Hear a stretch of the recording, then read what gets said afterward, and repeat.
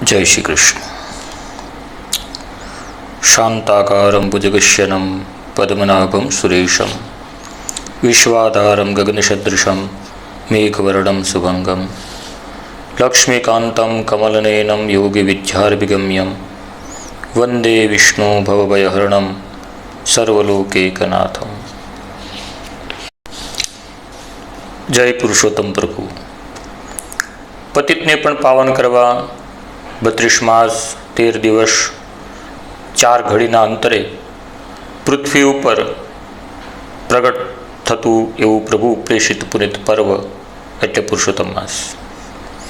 जे महीना में सूर्य संक्रांति न होय ते अधिक मास गणाय छे, पुरुषोत्तम मास गणाय छे। पुरुषोत्तम मास भोळा दिलना मानवीने शाश्वत मुक्ति आपनार प्रभुनो मानितो पुनित मास छे। एक गणु वावी शस्त्र गणु पामवा माटेनो मास एटले पवित्र पुरुषोत्तम मास। तो श्रोता मित्रों, पुरुषोत्तम पवित्र मास अति उत्तम मास छे अने एमां उपवास, भक्ति, दान, दर्शन, स्नान आदि महामूलो उत्सव छे। आ मासनी अंदर व्रत जप तप करवाथी राग द्वेष ईर्ष्या अदेखाईनो नाश थाय छे, पापमांथी मुक्ति मळे छे अने आपणा मन मंदिरने स्वच्छता प्रदान थाय छे। हृदयना मेलने शुद्ध थई आरोग्य आयुष्य आपणने प्राप्त थाय छे। 3 वर्षे प्राप्त थतुं महामूलु व्रत विधान एटले पुरुषोत्तम व्रत। चालो जाणीए पुरुषोत्तम महात्मा संस्कृत अने पुराणनी दृष्टिए अने लौकिक वार्ता जे आपणा प्राचीन काळमां गामडाओमां आपणा वडीलो जे व्रत करता तेनो विधि। जय श्री कृष्ण। पुराण पुरुषोत्तम मासनी अंदर 31 अध्यायो छे।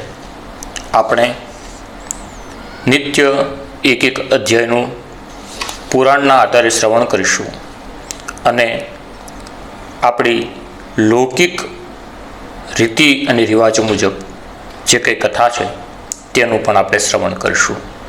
तो मित्रों, आ पुरुषोत्तम महात्माना 31 अध्याय एटले रोज एक अध्यायनुं आपणे श्रवण करीशुं अने त्यारबाद जे दिवसनी जे वार्ता हशे ते पण आपणे सांभळीशुं।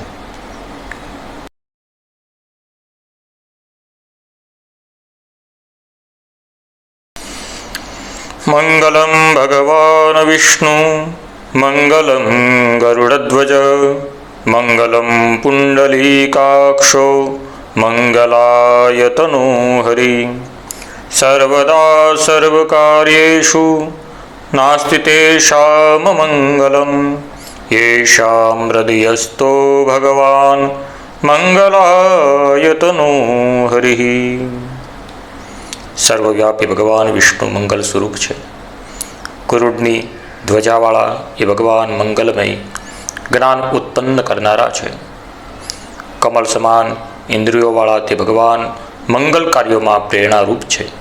सर्व पापों अने दोषों नाश करनारा ये भगवान मंगलों धाम है। सर्व मंगलों भंडार एवं भगवान श्रीहरि जे कोई मनुष्यना हृदय में विराजमान होय छे तेनु सर्वदा सर्व कार्यों में कदी अमंगल थतुं ज नथी, एटले सदाय तेमनुं मंगल थाय छे। पुरुषोत्तम भगवाननी जय। महर्षि वेदव्यासजीए श्री बृहद नारदी पुराणोक्त में श्री पुरुषोत्तम मास महात्म्य वर्णवेलुं छे। 31 अध्याय छे। चालो આપણે પહેલા અધ્યાયનું શ્રવણ કરીએ। અધ્યાય પ્રથમઃ વંદે વંદારુમદારં વૃંદાવન વિનોદિनं વૃંદાવનકલાનાથં પુરુષોત્તમોદ્રદ્ભુतं નારાયણं નમસ્કૃત્યં નરચૈવ નરોત્તમં देवी सरस्वतीं व्यासं ततो जयमुदीरयेत। कि एक वखते यज्ञ करवानी इच्छा थी ઘણા બધા ઋષિમુનિઓ નૈમિષારણ્યમાં પધારેલા હતા. તે ઋષિઓમાં અસિત, દેવલ, પેલ, પીપલાયન, કાશ્યપ, ભૃગુ, અંગિરા, સરભંગ, કત્રુ, કૌશિક, ગૌતમ, કપિલ, કાત્યાયન, અગસ્ત, વસુ, પૃથુ, શંકુની, શનિ, ગર્ગ, કર્ણાદ આદિ ઋષિમુનિઓ હતા. આ ઉપરાંત તેઓના શિષ્યો પણ હતા. બ્રહ્મનિષ્ઠ, વેદો અને વેદાંગમાં પ્રારંગત એવા એ ઋષિમુનિઓ સર્વ લોકો ઉપર કૃપા કરવાવાળા, પરોપકાર કરવાવાળા હતા. પારકું હિત કરવામાં પ્રીતિ રાખનારા હતા. નિરંતર યજ્ઞ આદિ કર્મો કરવાવાળા હતા. બધા જ ઋષિમુનિઓ નૈમિષારણ્યમાં આવી યજ્ઞ કરવા માટે તૈયાર થયા. તે વખતે અનેક તીર્થોમાં યાત્રા કરતા કરતા એવા સૂત પુરાણી ત્યાં પધાર્યા છે. વિચરણ કરતા કરતા નૈમિષારણ્યમાં શિષ્યો સહિત તથા સંસાર સાગરથી તારનારા એ ઋષિમુનિઓને જોઈને સૂત પુરાણી ત્યાં પધાર્યા તેઓના દર્શન કરવાની ઈચ્છાથી. ત્યાં જઈ અને સૂત પુરાણીએ આ બધા જ ઋષિમુનિઓને વારંવાર બે હાથ જોડી અને દંડવત નમસ્કાર કર્યા, પ્રણામ કર્યા. અને ઋષિમુનિઓએ આ જોયું અને બોલ્યા, સૂત સૂત ચિરંજીવ મહાભાગવતો ભવાન આસ્માભિસ્વાસનમ તેજ્યમ કલ્પિતમ સુમનોહરમ. હે સુતજી, હે મહાભાગવતી, આપ ચિરંજીવ રહો. આપનું સ્વાગત છે હે મહાભાગ, આસન ઉપર બેસો. અને સૂત પુરાણીને આ રીતે આગ્રહ કરી આસન આપી બેસાડ્યા. અને બધા જ ઋષિમુનિઓ સૂતજી તરફે એક વચન બોલ્યા. ઋષય ઊચુ સૂત સૂત મહાભાગ ભાગ્યવાન શ્રી સાંપ્રતમ પારાશર્ય વચોદાહરણ ત્વમ વેદ કૃપયા ગુરો. ઋષિઓ બોલ્યા, હે સૂતજી, તમે અત્યંત ભાગ્યશાળી છો. કારણ છે કે ગુરુની કૃપા વડે વ્યાસજીના અમૃત વચનોનું રહસ્ય આપ જાણો છો.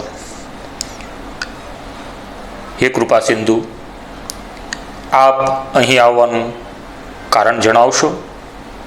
આ સંસારમાં સાંભળવા યોગ્ય હજારો શાસ્ત્ર છે. વળી સંસારમાં ડૂબેલાઓને પાર આપનારું તથા સુખકારક તે તમામ તમારા મનમાં નિશ્ચિત કરેલું હોય છે. હે મહાભાગ્યશાળી, તે અમને કહો. અજ્ઞાનતિમિરાંધાનાં નેત્રદાન પરાયણ વધ શીઘ્રમ કથાસારમ ભવરોગરસાયણમ. અજ્ઞાનરૂપી અંધકારનો નાશ કરવાવાળા, જ્ઞાનરૂપી નેત્રદાન કરવાવાળા હે મુનિ, સમગ્ર રોગના રસાયણ રૂપ હરિલીલાના રસ વડે યુક્ત પરમ આનંદના કારણરૂપ કથાસાર જલ્દી અમને કહો. આ પ્રમાણે શૌનકાદી ઋષિઓએ સૂતજીને પ્રશ્ન કર્યું અને બે હાથ જોડી અને ઊભા રહ્યા. ત્યારે સૂતજીએ કહ્યું, શૃણવંતુ મુનયઃ સર્વે મદુક્તમ સુમનોહરમ આદાવહમ ગતો વિપ્રાસ્તીર્થ્યમ પુષ્કર સગ્નિતમ. સૂતજી કહ્યું, હે ઋષિમુનિઓ, પહેલાં તો હું પુષ્કર નામના તીર્થમાં ગયો. ત્યાં સ્નાન કરી અનેક તીર્થમાં મેં વિચરણ કર્યું. પિતૃઓનું તર્પણ કર્યું.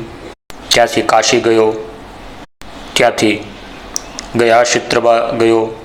ત્યાં પિતૃતર્પણ કર્યું. ત્યારબાદ ગંડકી નદીમાં સ્નાન કરી પુલકાશ્રમમાં આવ્યું. ઘેનુમતી નદીમાં હું સ્નાન કરી સરસ્વતીના કિનારા પર 3 રાત્રિ રહ્યો. હે વિપ્રો, ગોદાવરી પણ ગયો. કૃતમાલા, કાવેરી, તાપ્રપર્ણિકા, તાપી, વિહાયશી, નંદા તથા કલ્યાણ આપનારી નર્મદા તરફ ગયો.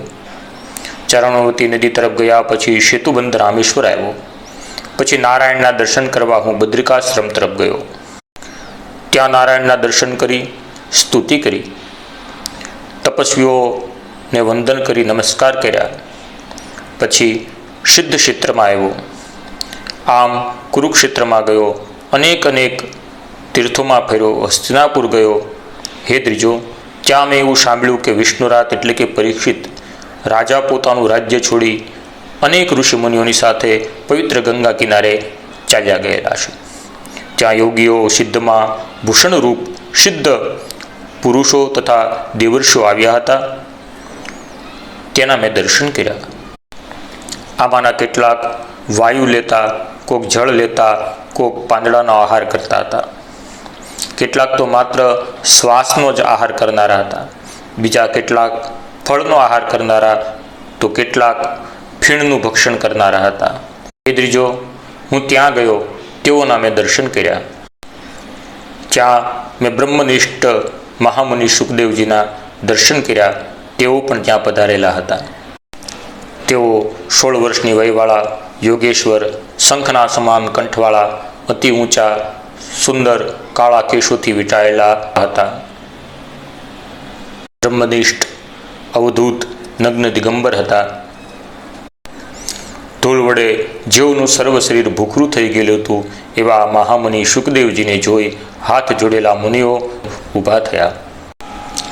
સર્વ ઋષિઓ ઊંચું તથા ઉત્તમ આસન બનાવી શ્રી સુખદેવજીની આસપાસ પોતપોતાના આસન ઉપર બેઠા. તે આસન પર જ્ઞાન સાગરના ચંદ્રમા રૂપ મહામુનિ ભગવાન વ્યાસના પુત્ર બેઠા. પછી બ્રાહ્મણોએ કરેલી પૂજાને ગ્રહણ કરતા હતા. તે વખતે તે તારાઓ વડે વીંટાયેલા ચંદ્રમાની પેઠે અતિ શોભાયમાન લાગતા હતા. બોલીએ શ્રી સુખદેવજી મહારાજની જય.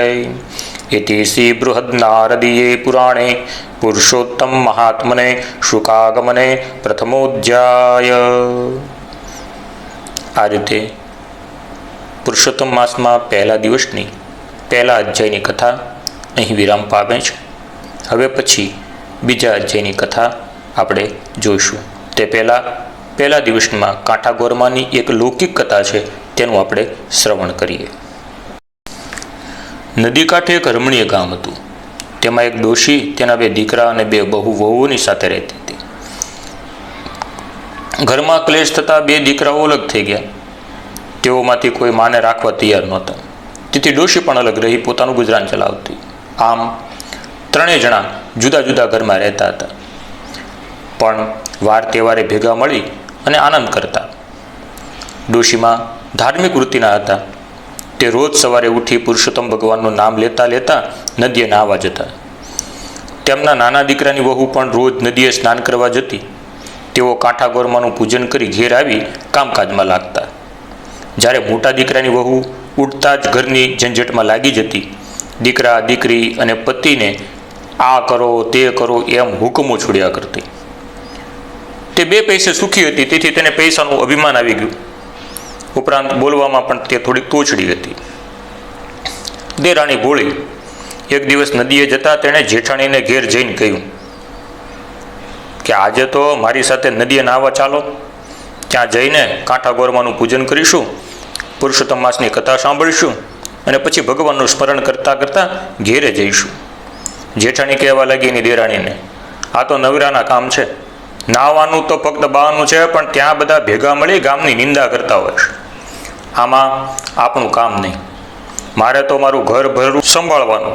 મારે ઘેર આવનારા ઘણા, મારા પતિ દુકાનેથી આવે, છોકરાઓ નિશાળેથી આવે, પિયર ગયેલી વહુ આવે, સાસરે ગયેલી દીકરી આવે, સગા સંબંધીઓ આવે, સીમમાં ગયેલા ઢોર પણ આવે.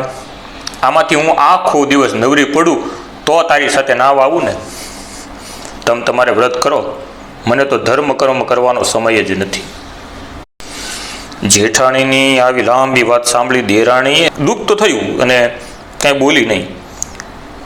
તે સાસુ પાસે ગઈ અને બધી વાત કરી. સાસુએ કહ્યું, જે કરે તે ભરે. ભગવાન માણસને સુખ આપે છે અને સુખ મળ્યા પછી ભગવાનને તે ભૂલી જાય છે. મોટી વહુ સમજે તો સારું, નહીંતર એના ભાગ. કાંઠાગોરમાં રીજે તો ધન ધાન્યનો પાર ન રહે અને ખીજે તો કાંઈ પણ નહીં. આમ દિવસો વીતી રહ્યા હતા. દેરાણીના દિવસો પુરુષોત્તમ ભગવાનના ધર્મ ધ્યાનમાં જતા હતા, જ્યારે જેઠાણીના દિવસો સાંસારિક કામકાજમાં ને ઝંઝટમાં વીતવા લાગ્યા. તેની પાસે ધર્મ કરવાનો વખત જ નથી. દેરાણી તો રોજ નદીએ નાહી કાંઠા ગોરમાની વાર્તા સાંભળી અને ધર્મ ધ્યાનમાં રત રહેતી. આથી કાંઠા ગોરમાં દેરાણી ઉપર રીઝ્યા અને ઘણી સુખ સાહેબી દીધી. બીજી બાજુ પુરુષોત્તમ ભગવાનનું અપમાન કરનારી જેઠાણી ઉપર તે કોપાયમાન થયા. કાંઠા ગોરમાના કોપનો પાર ન રહ્યો. તેમણે જેઠાણીને શાપ આપ્યો. આથી પેઢીએથી પતિ ગાયબ થયો. નિશાળે ભણવા ગયેલા છોકરાઓ ઘેરે પાછા ન આવ્યા. દીકરીના સાસરિયાઓ કોપ્યા, તેથી તેની દીકરીને તેની મા પાસે જવા ન દીધી. પિયર ગયેલી વહુ પણ પાછી ઘેર ન આવી. કોઈ સગાવાલા ન આવ્યા. સીમમાં ગયેલા ઢોર પણ પાછા ન ફર્યા. આમ અણધાર્યું બનવાથી જેઠાણી હેબતાઈ ગઈ. તેના શોકનો પાર ન રહ્યો. તેને પોતાની ભૂલ સમજાઈ. તે દેરાણીની પાસે પહોંચી ગઈ અને પોતાની દુઃખની વાત તેણે દેરાણીને કીધી. દેરાણીએ તેને સાસુ પાસે લઈ ગઈ. સાસુ ઓટલે બેસી માળા ફેરવી રહ્યા હતા. ત્યાં તો જેઠાણી આવીને તેમના પગમાં પડી અને વલોપાત કરતાં કહેવા લાગી, માં, હું તો લૂંટાઈ ગઈ. મારો તો પતિ ગયો, મારો પુત્ર ગયો, ઢોર ઢાખર ગયા, સવળા નાકુચા અવળા પડે છે. માટે કંઈક રસ્તો બતાવો. તમે કહેશો તેમ હું કરીશ. સાસુએ કહ્યું, મોટી વહુ, તે જાણીએ અજાણીએ પણ પુરુષોત્તમ ભગવાનનું અપમાન કર્યું છે. આથી કાંઠા ગોરમાં તારા ઉપર કોપાયમાન થયા છે. તેથી તારા બધા કાર્યો અવળા થાય છે. આથી કરીને તું પુરુષોત્તમ માસનું સ્નાન કર, ધર્મ ધ્યાન કર, કાંઠા ગોરમાનું પૂજન કરી એમને વિનવણી કર, ભૂલની ક્ષમા માગ. હવે મારી એક વાત સાંભળ, ધર્મ થાય તો કરીએ, પણ ધર્મનો અનાદર કદી ન કરીએ. ત્યારે જેઠાણી રડતા રડતા બોલી, માં, હું સાવ આંધળી છું, અજ્ઞાન છું, ધર્મની વાત જાણતી નથી, અજાણતા અનાદર થયો છે. હું કોઈ દિવસ નદીએ કાંઠા ગોરમાને પૂજવા ગઈ નથી. મારે ત્યાં જઈને શું કરવાનું? સાસુએ કહ્યું, એક થાળમાં પૂજનની બધી સામગ્રી લેવી, તેમાં શ્રીફળ, પુષ્પ, ચોખા, સોપારી, કંકુ, અબીલ, ગુલાલ, ધૂપ, અગરબત્તી મૂકી હાથમાં પૂજનનો થાળ લઈ ખભે ચૂંદડી નાખી ઢોલીને લઈ થોડી સ્ત્રીઓ સાથે વાતે ગાતે નદીએ જા. ત્યાં જઈ પુરુષોત્તમ ભગવાનનું નામ લઈ સ્નાન કરી પુરુષોત્તમ ભગવાનની પ્રાર્થના કરજે. પછી કાંઠા ગોરમાનું પૂજન કરી કાલાવાલા કરજે. હે ગૌરીમાં, હું અજ્ઞાનતાને લીધે તમારો મહિમા સમજી શકી નથી. આથી મેં તમારા વ્રતનો અનાદર કર્યો. હવે મને મારી ભૂલ સમજાય છે. તમે મોટા મનવાળા છો માં, મારા ઉપર પ્રસન્ન થાઓ, મને સુખ શાંતિ આપો, મારા ઉપર આવેલ આપત્તિને તમે દૂર કરો. જેઠાણીએ સાસુની શિખામણ માથે ચડાવી. તે સાસુને પગે લાગી કાંઠા ગોરમાને પૂજવા જવાની તૈયારી કરવા લાગી. દેરાણી, જેઠાણી અને સાસુએ આડોશ પાડોશમાંથી ભાવિક સ્ત્રીઓને ભેગી કરી બધાને સાથે લઈને તે વાતે ગાતે નદીએ પહોંચી. ત્યાં સ્નાન કરી કાંઠા ગોરમાનું પૂજન કર્યું, કથા વાર્તા સાંભળી, ક્ષમા માગી. કાંઠા ગોરમાનું પૂજન કરીને જેઠાણી જ્યારે ઘેર પાછી ફરી ત્યારે તેનો હરખ માતો નહોતો. કેમ કે પતિ પેઢીએથી ઘેર આવી ગયો, દીકરો નિશાળેથી આવતો દેખાયો. થોડી વાર પહેલાં જ પિયર ગયેલી વહુ આવીને ઓસરીમાં ઊભી હતી. સાસરીથી દીકરી પણ આવી પહોંચી હતી. સીમમાં ગયેલા ઢોર આવવા લાગ્યા, સગાવાલા પણ આવી પહોંચ્યા. આમ ચમત્કારિક રીતે આ બધું બનવાથી જેઠાણીએ કહ્યું, હે ગૌરીમાં, તમારી કૃપાથી ગુમાવેલું મને પાછું મળ્યું છે. હવે હું પુરુષોત્તમ માસનું પૂર્ણ શ્રદ્ધા સાથે વ્રત કરીશ. દરરોજ સ્નાન કરવા જઈશ, કાંઠા ગોરમાને પૂજીશ, વ્રતની પૂર્ણાહુતિ સમયે બ્રહ્મભોજન કરાવીશ, અન્નદાન અને વસ્ત્રદાન આપીશ. નિંદા કરીશ નહીં, ખરાબ આચરણ નહીં કરું, મારા હું પદનો ત્યાગ કરીશ. જેઠાણીએ મનમાં જે સંકલ્પ કરેલ તેનો તેણે તે જ દિવસથી અમલ ચાલુ કરી દીધો. તે સવારે વહેલા ઉઠી દેરાણી અને સાસુ સાથે નદીએ સ્નાન કરવા ગઈ. તે કાંઠા ગોરમાનું પૂજન કરતી, કથા વાર્તા સાંભળતી. કાંઠા ગોરમાએ ત્રણેયને સદબુદ્ધિ આપી.